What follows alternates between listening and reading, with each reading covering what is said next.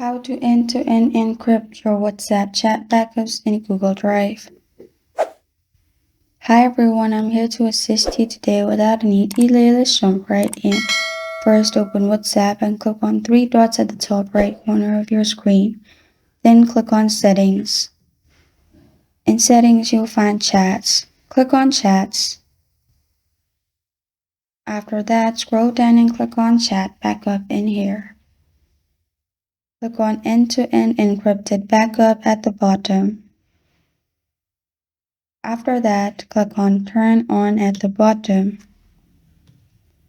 Then you'll find two options, Create Password or 6-digit encryption key. Simply click on Create Password and then Create Password and press on Next. After you have done that, retype the password and press on Next at the bottom again. Click on Create and it has been created and turned on. After that, at the bottom, click on Google account and select the Google account you want to add and simply click on Backup at the top and you're good to go. This is how to end-to-end encrypt your WhatsApp chat backups in Google Drive. Thank you for joining me today. If this video helps you out, please leave a like and subscribe for more. Got a question or want to suggest a topic? Comment below. Thank you for watching.